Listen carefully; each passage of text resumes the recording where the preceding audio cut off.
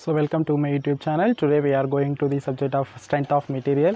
Already strength of material subject la நம்ம மூணு some solve பண்ணிருக்கோம். இன்னைக்கு அதே ஃபர்ஸ்ட் யூனிட்ல strength of material subjectல இன்னொரு சம் கொடுத்திருக்காங்க அப்படினா எப்படி சால்வ் பண்ணலாம் அப்படிங்கறத பத்தி பார்க்கலாம். So first சம்ல என்ன சொல்லிருக்காங்க அப்படினா two balls of a same diameter each weight 1000 Newton are placed in a box as shown in figure. Determine reactions at A, B and C அப்படினு கொடுத்திருக்காங்க. ஸோ ப்ராப்ளமேட்டிக் சப்ஜெக்டை பொறுத்தளவு சம்மு கொடுத்துருக்காங்க அப்படின்னா சம்மை ஒரு தடவைக்கு நம்ம 3 தடவை நல்லா வாசித்து கொஸ்டினில் என்ன வேல்யூ கொடுத்துருக்காங்க நம்ம என்ன வேல்யூ கண்டுபிடிக்க போகிறோம் அப்படிங்கிறத ஈஸியாக ஃபைண்ட் அவுட் பண்ணிட்டோம் அப்படின்னா நம்ம ப்ராப்ளத்தை ஈஸியாக சால்வ் பண்ணிடலாம். ஸோ சம்மில் வந்து டயக்ராம்னு சொல்லியிருக்காங்க. அஸ் ஷோன் இன் தி ஃபிகர்னு சொல்லி டயக்ராம் கொடுத்து இந்த டயக்ராம்லேருந்து ப்ராப்ளத்தை சால்வ் பண்ணுங்கள் அப்படிங்கிற மாதிரி கொடுத்துருக்காங்க. ஸோ நம்ம டயக்ராமை பார்க்கலாம். ஸோ டயக்ராமை பொறுத்தளவு எப்படி இருக்குன்னா ஒரு பாக்ஸ் ஒன்று கொடுத்துருக்காங்க. அந்த பாக்ஸில் 2 பால் வந்து அந்த பாக்ஸில் உள்ளிருக்க இருக்க மாதிரி கொடுத்துருக்காங்க டயக்ராமில். ஸோ இந்த டயக்ராமை நம்ம பார்க்குறோம் அப்படின்னா அந்த 2 பாலையும் பார்க்குறோம். அதாவது இது ஒரு பால், இது ஒரு பால். இந்த 2 பாலுமே பாக்ஸ்குள்ளே இருக்க மாதிரி காமிச்சிருக்காங்க. ஆக்சுவலாக இந்த 2 பாலுமே பாக்ஸுக்கு உள்ளரிக்க போகும்போது ஒரு பால் மட்டும்தான் அந்த பாக்ஸுக்குள்ளே ஃபுல்லாக இறங்க முடியுது. இன்னொரு பால் என்ன பண்ண முடியுதுன்னா ஃபுல்லாக இறங்க முடியல. அதாவது இதுவும் ஒரே சேமாக இல்லை.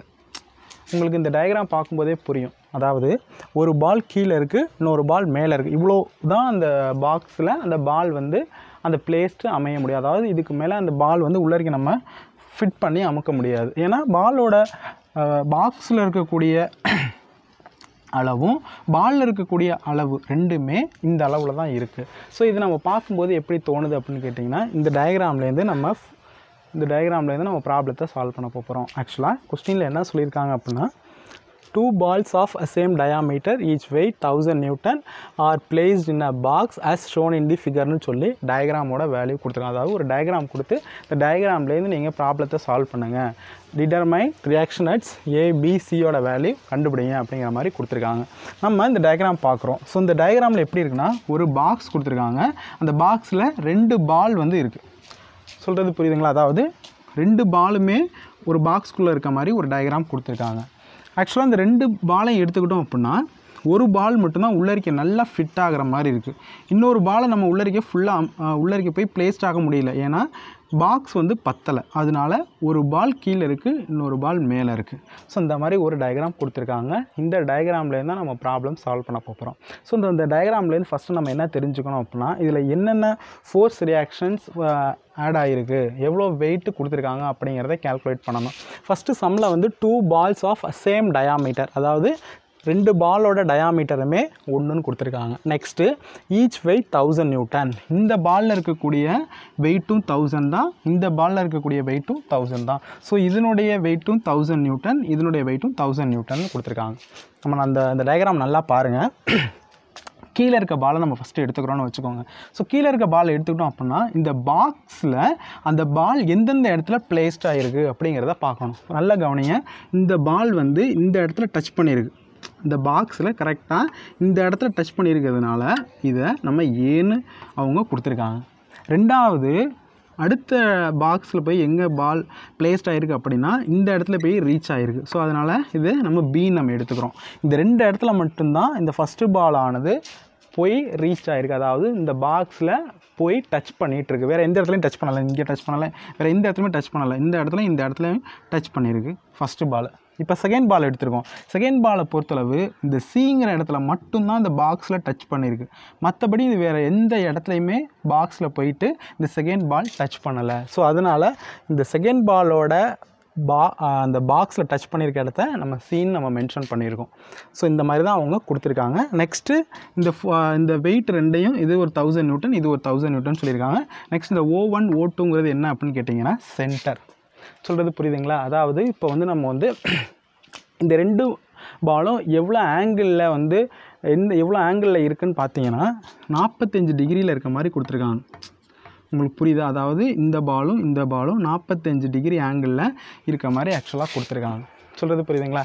இப்போ நம்ம வந்து இந்த ப்ராப்ளத்தை எப்படி நம்ம சால்வ் பண்ணலாம் அப்படின்னு கேட்டிங்கன்னா, இந்த டயக்ராம்லேருந்து நம்ம இந்த ப்ராப்ளத்தை சால்வ் பண்ணுறது லாமிஸ் தியரம் அப்ளை பண்ணி நம்ம சால்வ் பண்ணலாம். ஆல்ரெடி நம்ம ஒரு சம்ம லாமிஸ் தியரத்தில் அப்ளை பண்ணியிருக்கோம். ஸோ லாமிஸ் தியரம் படி நம்ம எடுத்துக்கிட்டோம் அப்படின்னா, ஃபஸ்ட்டு லாமிஸ் தியரத்துக்கான ஃபார்முலா என்ன? ஸோ லாமிஸ் தியரம் நம்ம அப்ளை பண்ணோம் அப்படின்னா, ஃபஸ்ட்டு இந்த 2 பாலு, இங்கே ஒரு பால் கொடுத்துருக்காங்க, இன்னொரு பால் கொடுத்துருக்காங்க. இந்த 2 பாலுக்குமே நம்ம வந்து என்னென்ன கண்டுபிடிக்கணும் அப்படின்னா, ஃபோர்ஸ் கண்டுபிடிக்கணும், நெக்ஸ்ட்டு அதனுடைய ஆங்கிள் கண்டுபிடிக்கணும். இதுதான் லாமிஸ் தியரத்துக்கான ஒரு முக்கியமான ஒரு இதுன்னு நம்ம பார்த்துருக்கோம். பேசிக்கே இதுதான் நம்ம பார்த்துருக்கோம். ஸோ ஃபஸ்ட்டு இந்த 2 பால்லேருந்து ஒரு பால் ஃபஸ்ட்டு நம்ம கண்டுபிடிச்சிட்டு, அதுக்கடுத்து 2வது பாலில் நம்ம ஃபோர்ஸ் அண்ட் ரியாக்ஷன்ஸை நம்ம அப்ளை பண்ணி ப்ராப்ளத்தை சால்வ் பண்ணலாம். இப்போ ஃபஸ்ட்டு நம்ம மேலே இருக்க பாலுக்கான ரியாக்ஷனை நம்ம கண்டுபிடிக்கலாம். நல்லா கவனிங்க. இந்த ஃபஸ்ட்டு பாலை எடுத்துக்கிறோம். இந்த ஃபஸ்ட்டு பாலை எடுத்துக்கிறோம் அப்படின்னா, இந்த ஃபஸ்ட்டு பால் வந்து இந்த பாக்ஸில் சிங்கிற இடத்துல டச் பண்ணியிருக்கு.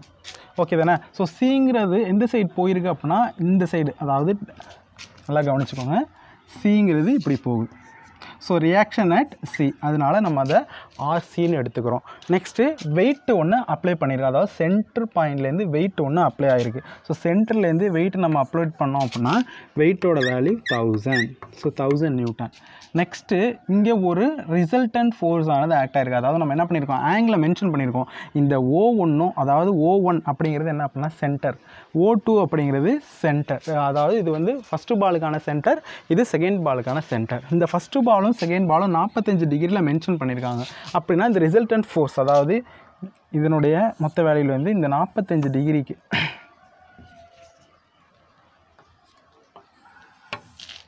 ஸோ இது எவ்வளோ டிகிரி அப்படின்னா 45 டிகிரி.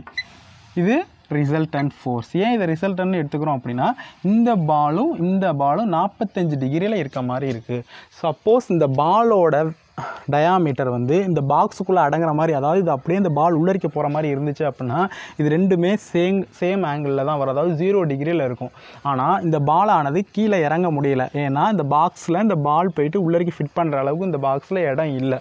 ஸோ அதனால் இவ்வளோ 2 பாலை நம்ம மென்ஷன் பண்ணோம் பாக்ஸில் அப்படின்னா, இந்த இடத்துல தான் அது என்ன பண்ணியிருக்கோம் அப்படின்னா பிளேஸ்ட் ஆகிருக்கும். ஸோ இந்த 2 பாலில் இருக்கக்கூடிய ஆங்கிள் வந்து நம்ம சென்டர் பாயிண்ட் வச்சு தான் நம்ம மென்ஷன் பண்ண முடியும். அப்படிங்கிறதுக்காக நம்ம மென்ஷன் பண்ணோம் அப்படின்னா 45 டிகிரின்னு கொடுத்துருக்காங்க. அதனால தான் இந்த வேல்யூவை நம்ம 45 டிகிரின்னு எடுத்துக்கிறோம்.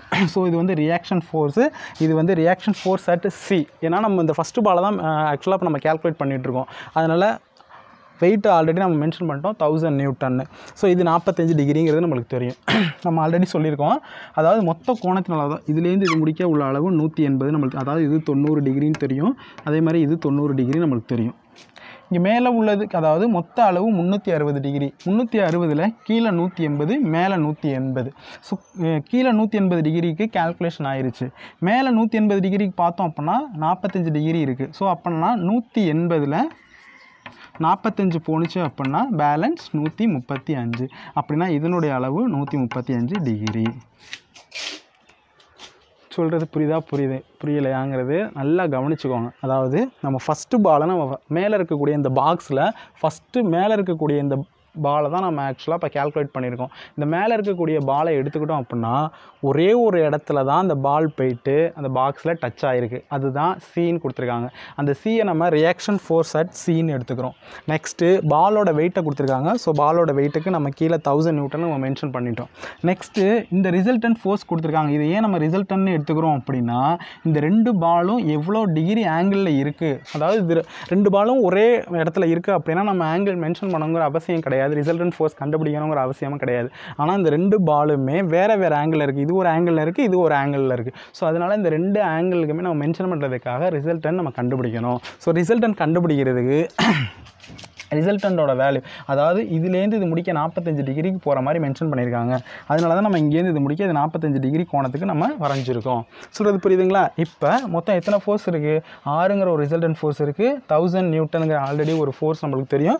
நெக்ஸ்ட்டு ஆர்சிங்கிற ஒரு ஃபோர்ஸ் இருக்குது. இப்போ நம்ம லாமிஸ் தியரம் அப்ளை பண்ணோம் அப்படின்னா ஃபஸ்ட்டு நம்ம இந்த 1000 நியூட்டனை மேலே எடுத்துக்குவோம். இப்படி தானே? ஸோ 1000 டிவைடட் பை 1000க்கு நேராக ஆப்போசிட்டில் எவ்வளோ தீட்டா இருக்குது அப்படின்னா 135. ஸோ 135 நம்ம எடுத்துக்கிறோம் அப்படின்னா ஆப்போசிட் தீட்டா மென்ஷன் பண்ணும்போது சைன் தீட்டா வரும். So sine 135 is equal to அடுத்த ஃபோர்ஸ் என்ன இருக்குது RC. So RC divided by ஆர்சிக்கு டைரக்ட் ஆப்போசிட்டில் எவ்வளோ தீட்டா ஆங்கிள் கொடுத்துருக்கோம் அப்படின்னா 90 + 45.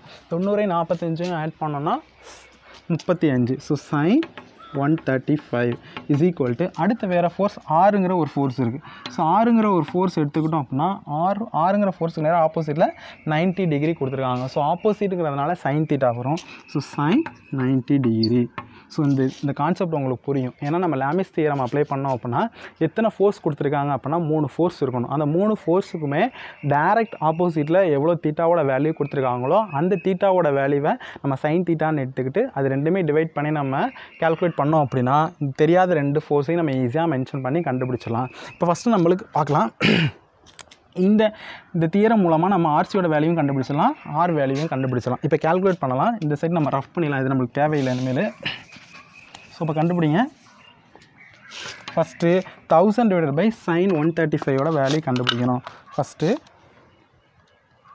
1000 டிவைடட் பை சைன் 135 வேல்யூ என்ன அப்படின்னு கேட்டிங்கன்னா 1414.21 இஸ் ஈக்குவல் டு இந்த ஆர்சி அப்படியே வச்சுக்கிட்டு சைன் 135 வேல்யூ கண்டுபிடிப்போம். So sine 135 value 0.707 is equal to ஆரோட வேல்யூ வச்சுக்கிட்டு சைன் 90 வேல்யூ கண்டுபிடிப்போம்.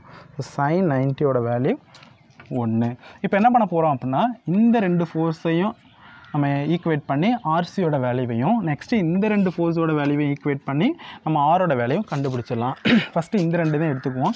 So 1414.21 is equal to RC divided by 0.707. So வகுத்தில் இருக்கிறத ஈக்குவலுக்கு அந்த சைடு கொண்டுட்டு போனோம்னா பெருக்கலாக மாறிடும். So 1414.21 into 0.707 is equal to RC. இந்த 2 வேல்யூவையும் பெருக்கணும். ஆன்சர் என்ன வரும் 1414.21 into 0.707 ஓட ஆன்சர். ஸோ ஆர்சியோட வேல்யூ 1000 நியூட்டன் வந்துட்டு. ஸோ நம்ம ஆர்சியோட வேல்யூ கண்டுபிடிச்சிட்டோம். நெக்ஸ்ட்டு ஆரோட வேல்யூ கண்டுபிடிக்கணும். 1414.21 is equal to R divided by 1.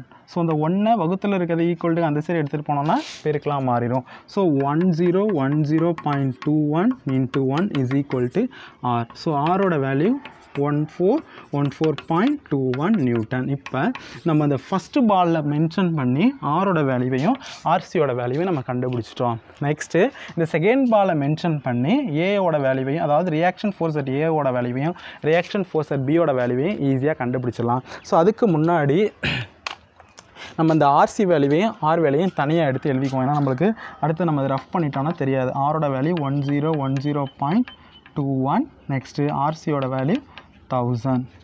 இப்போ இந்த சைடு ஃபுல்லாக எல்லாத்தையுமே நம்ம ரஃப் பண்ணிடலாம். கொஸ்டின் எதுவுமே நம்மளுக்கு வேண்டாம். இந்த டயக்ராம் நம்ம அழைக்க தேவையில்லை. ஏன்னா அந்த டயக்ராம் வச்சு தான் ஃபஸ்ட்டு பால் செகண்ட் பாலுக்கான அந்த ரியாக்ஷன் ஃபோர்ஸை நம்ம கண்டுபிடிக்க போகிறோம். ஸோ இப்போ ஃபஸ்ட்டு பாலை கால்குலேட் பண்ணி ஆர்சியோட வேல்யூவையும் ரிசல்டன்ட் ஃபோர்ஸோட வேல்யூவையும் கண்டுபிடிச்சிட்டோம். நெக்ஸ்ட்டு அடுத்து செகண்ட் பாலை எடுத்துக்கிறோம். இந்த செகண்ட் பாலில் பார்த்தோன்னா பார்த்துக்கோங்க, ஏங்கிற ஒரு ஃபோர்ஸ் போதும். அதாவது ஏங்கிற ஒரு இடத்துல பால் டச் ஆகிருக்கு. நெக்ஸ்ட்டு பிங்கிற ஒரு இடத்துல பால் டச் ஆகிருக்கு. நெக்ஸ்ட்டு ஆறுங்கிற ஒரு ரிசல்டன்ட் ஃபோர்ஸோட ஆங்கிள் நம்ம மென்ஷன் பண்ணியிருக்கோம். நெக்ஸ்ட்டு வெயிட்டுங்கிற ஒரு ஃபோர்ஸ் இருக்குது. நல்லா பார்த்துங்க. ஃபஸ்ட்டு நம்ம என்ன பண்ணுறோம் அப்படின்னா வெயிட்டை கால்குலேட் பண்ணுறோம். ஸோ இதுதான் 1000 நியூட்டன். இது வெயிட்டோட value. Next reaction force at A போகுது. அப்போ ஆர்ஏ.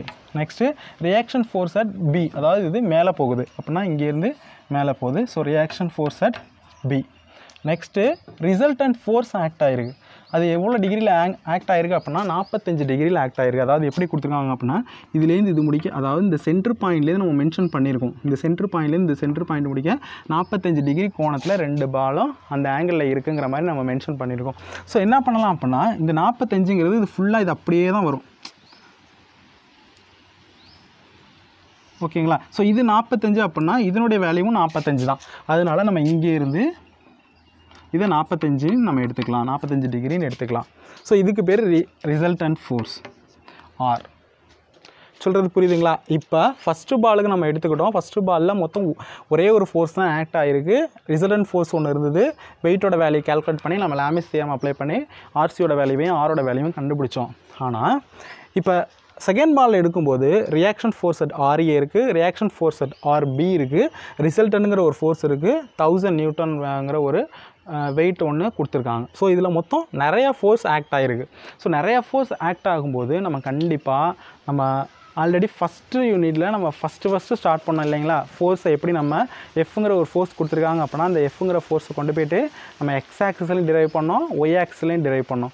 ஸோ அந்த ஒரு மெத்தடை யூஸ் பண்ணி தான் இந்த செகண்ட் பாலுக்கான மெத்தடை நம்ம சால்வ் பண்ண முடியும். லாமிஸ் தியரம் இதில் நம்ம அப்ளை பண்ண முடியாது. ஸோ இந்த சைடு இருக்கிறத நம்ம ரஃப் பண்ணிவிட்டு இப்போ நம்ம ப்ராப்ளத்தை சால்வ் பண்ணலாம். இப்போ கவனிங்க, இப்போ நல்லா கவனிச்சுக்கோங்க. இங்கே இந்த ஒரு ஃபோர்ஸ் இருக்குது. ஸோ இது ஃபஸ்ட்டு குவாட்ரண்ட், இது செகண்ட் குவாட்ரண்ட், இது தேர்டு குவாட்ரண்ட், இது ஃபோர்த்து குவாட்ரண்ட் நம்ம வச்சுக்கோம். ஸோ ஃபஸ்ட்டு இங்கே எங்கே ஃபோர்ஸ் கொடுத்துருக்காங்க அப்படின்னா தேர்டு குவாட்ரண்ட்டில் ஃபோர்ஸோட வேல்யூ கொடுத்துருக்காங்க. இந்த ஃபோர்ஸ் ரிசல்டன்ட்டோட வேல்யூ எவ்வளோ கண்டுபிடிச்சிருக்கோம் அப்படின்னா 14.21ங்கிறத நம்ம கண்டுபிடிச்சிருக்கோம். இந்த ஃபோர்ஸை கொண்டு போயிட்டு நம்ம எக்ஸ் ஆக்ஸ்லையும் டிரைவ் பண்ணுவோம், ஒய் ஆக்ஸ்லையும் டிரைவ் பண்ணுவோம். இதை கொண்டு போய் எக்ஸ் ஆக்ஸில் டிரைவ் பண்ணோம்னா ஹரிசாண்டலாக வரும். ஸோ ஹரிசாண்டலாக வந்திருக்கு அப்படின்னா அது காஸ் தீட்டாவில் வரும். நெக்ஸ்ட்டு அதே ஃபோர்ஸை கொண்டு போய் நம்ம ஒய் ஆக்ஸில் டிரைவ் பண்ணோம் அப்படின்னா அது வெர்டிக்கலாக வரும். ஸோ வெர்டிக்கலாக வந்தால் அது சைன் தீட்டாவாக ஆகும். ஸோ இந்த ஃபோர்ஸ் அப்படியே எடுத்து கொண்டு போயிட்டு நம்ம இதில் கொண்டு போய் ஆக்ட் பண்ணுறோன்னு வச்சுங்க.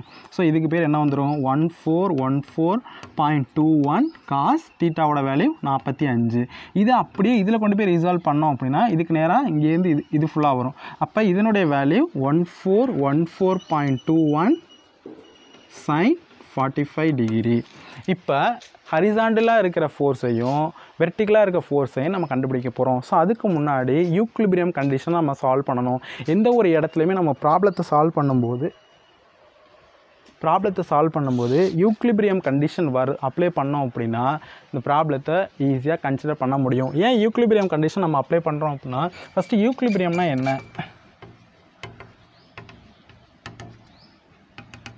ஸோ யூக்லிபிரியம்னா என்ன அர்த்தம் அப்படின்னு கேட்டிங்கன்னா ஒரு பார்ட்டிக்கலில், அதாவது ஒரு பார்ட்டிக்கல்னால் என்ன சொல்கிறது, ஒரு இதுதான் நம்ம ஒரு பார்ட்டிக்கல்னு வச்சுக்கிறோம். இந்த பார்ட்டிக்கலில் அதாவது இந்த ஃபோர்ஸில் இருக்கக்கூடிய மேக்னிடியூட்டில் இருக்கக்கூடிய ரிசல்டன்ட்டோட வேல்யூ 0வாக இருக்குது அப்படின்னா அதுக்கு பேர் தான் யூக்லிபிரியம். அதாவது யூக்லிபிரியம்னா தமிழில் சமநிலைன்னு நம்ம சொல்கிறோம். இப்போ டிஃபைன் யூக்லிபிரியம் 2 மார்க் கேட்டிருக்காங்க அப்படின்னா ஒரு பார்ட்டிக்கலில் இருக்கக்கூடிய ரிசல்டன்ட்டோட வேல்யூ, அதாவது மேக்னிடியூட்டில் இருக்கக்கூடிய ரிசல்டன்ட்டோட வேல்யூ ஆரோட வேல்யூ 0 அப்படின்னா அந்த ஃபோர்ஸில் இருக்கக்கூடிய எல்லாமே எதில் இருக்குதுன்னு கேட்டிங்கன்னா யூக்லிபிரியம் கண்டிஷனில் இருக்குது. யூக்லிபிரியம் கண்டிஷன் என்ன அர்த்தம்? ஆருக்கான ஃபார்முலா நம்மளுக்கு தெரியும். R = √RX² + RY². அப்போ ஆரோட வேல்யூ 0னா RXோட வேல்யூ 0, RYயோட வேல்யூ 0. ஓகே தானே? ஸோ அதுதான் நம்ம யூக்லிபிரியம் கண்டிஷன் சொல்கிறோம். இந்த செகண்ட் கண்டிஷன் அப்ளை பண்ணும்போது நம்ம யூக்லிபிரியம் கண்டிஷன் அப்ளை பண்ணால் தான் நம்மளுக்கு ப்ராப்ளம் சால்வ் பண்ணுறதுக்கு ஈஸியாக இருக்கும். நம்ம RAவோட வேல்யூவையும் RBயோட வேல்யூவையும் ஈஸியாக கண்டுபிடிக்க முடியும். இப்போ ஃபஸ்ட்டு நம்ம ரியாக்ஷன் ஃபோர்ஸ் ஃபஸ்ட்டு நம்ம என்ன வேல்யூ கண்டுபிடிக்கலாம்? ஸோ ஃபஸ்ட்டு நம்ம ரியாக்ஷன்ஸ் அட் RAவோட வேல்யூவையும் RBயோட வேல்யூவையும் கண்டுபிடிக்க போகிறோம். ஃபஸ்ட்டு ஹரிசாண்டலாக என்னென்ன ஃபோர்ஸ் இருக்குது அப்படின்னு பாருங்கள். இதெல்லாம் ஹரிசாண்டலாக இருக்குது. RAங்கிறது ஹரிசாண்டல். நெக்ஸ்ட்டு இங்கே ஒரு ஹரிசாண்டல் இருக்குது. ஸோ ரைட் சைடு போணுச்சுன்னா ப்ளஸ்ஸு, லெஃப்ட் சைடு போணுச்சுன்னா மைனஸ். 1412.21 cos 45 = RX. ஏன்னா எக்ஸில் வர்றது எல்லாமே ஹரிசாண்டலாக வருதுன்னு நம்ம சொல்லியிருக்கோம். ஸோ RXோட வேல்யூ ஏன் நம்ம 0ன்னு எடுத்துக்க போகிறோம்? ஏன்னா இது யூக்லிபிரியம் கண்டிஷனில் இருக்குது அப்படிங்கிறதுனால RXோட வேல்யூ 0. இப்போ RA - 1414.21 cos 45 டிகிரி = 0ன்னு எடுத்துருக்கோம். இப்போ இந்த வேல்யூவை சால்வ் பண்ணலாம். இந்த வேல்யூ சால்வ் பண்ணோன்னா 1414.21 cos 45 ஓட வேல்யூ 1000 நம்மளுக்கு கிடச்சிருக்கு. So RA - 1000 = 0. இந்த -1000 ஈக்குவல்ட்டுக்கு ஆப்போசிட் சைடு எடுத்துகிட்டு போனோன்னா ப்ளஸ்ஸாக மாறிடும். So RA = +1000 newton. RAவோட வேல்யூ கண்டுபிடிச்சிட்டோம். இது ரியாக்ஷன் ஃபோர்ஸ் அட் RXல கண்டுபிடிச்சதுனால ஹரிசாண்டலாக இருக்க ஃபோர்ஸை அப்ளை பண்ணி நம்ம ஆர்ஏவோட வேலையை கண்டுபிடிச்சோம். இப்போ நெக்ஸ்ட்டு வெர்டிக்கலாக இருக்க ஃபோர்ஸை அப்ளை பண்ணி நம்ம ஆர்பியோட வேல்யூ கண்டுபிடிக்கலாம். ஸோ இங்கே எழுதி வச்சுக்குவோம், ஆர்ஏவோட வேல்யூ 1000. இப்போ அடுத்து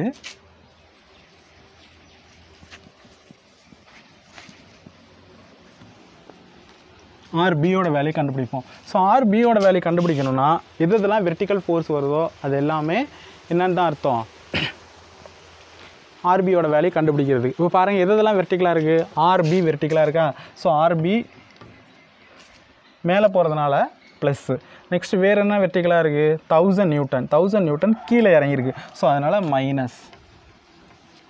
நெக்ஸ்ட்டு இந்த 14121 அதுவும் கீழே தான் இருக்குது. அதாவது இந்த ஃபோர்ஸை எடுத்துக்கொண்டு போய் இதில் அப்ளை பண்ணோம்னா இதில் தானே வரும். அப்படின்னா இதுவும் minus. So minus 1414.21 is equal to RY. ஆர்ஒய்யோட வேல்யூ ஏன் நம்ம 0ன்னு எடுத்துக்கிறோம், யூக்லிபிரியம் கண்டிஷனில் இருக்குது அப்படின்னா ரிசல்ட்டோட வேல்யூ அதாவது ஆரோட வேல்யூ 0 அப்படின்னா ஆர்எக்ஸோட வேல்யூ 0 தான், ஆர்ஒய்யோட வேல்யூ 0 தான். ஸோ ஆர்ஒய்யோட வேல்யூ 0ன்னு அப்ளை பண்ணோன்னா RB minus 1000 minus 1414.21 sin 45 degree is equal to RY. So sin 45 degree is equal to 0. இப்போ இப்போ கால்குலேட்டரில் ப்ராப்ளம் சால்வ் பண்ணுங்கள். So minus 1000